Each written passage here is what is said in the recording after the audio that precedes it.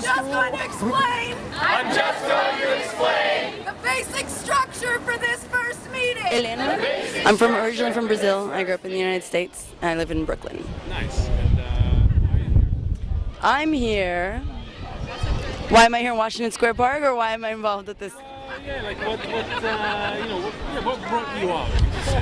What brought me out? I had just gotten my American citizenship, and for the first time, I felt since the Patriot Act that I could be involved in something like this without deportation. But also, it's the first time in a long time I've found a movement that I feel is worthy of the time and energy and that this kind of thing takes. Beyond financial, I think there's something happened after a couple of years after Obama got elected, when we realized that we were never going to see the kind of change that we thought we might be able to see when we elect someone like Obama. Obama should have been a dream, right? Obama, he's articulate, he's smart, his politics were all in the right place. He was a community organizer, and when you put a lot of stock in that kind of hope.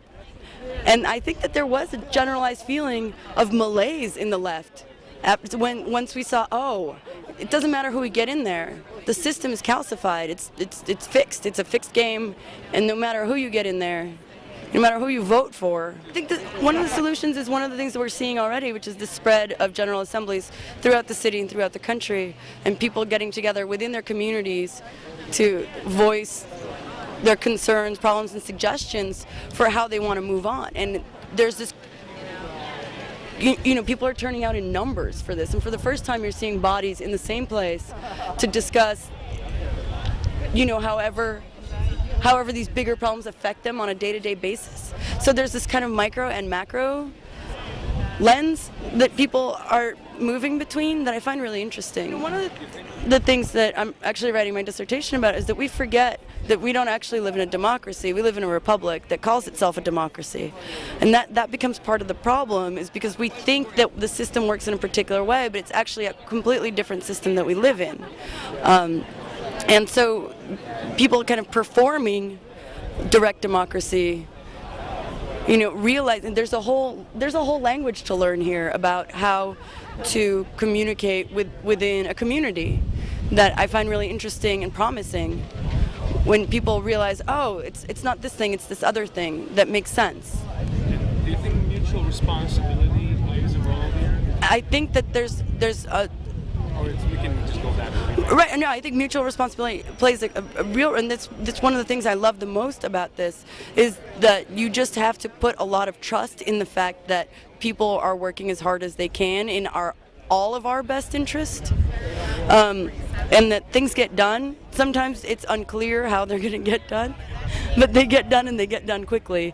And so it's this trust that I'm not used to having in a system.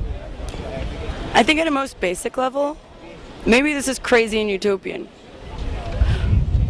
but I would like to see a world wherein what happens in it and how we understand it equals the same thing. I would like to see that kind of rational, I want to see one-to-one correspondence between the world we think we live in and the world that we actually live in.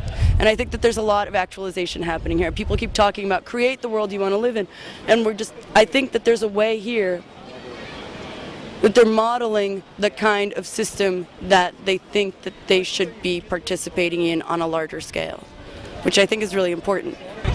I'm already feeling relief. I feel so much relief here.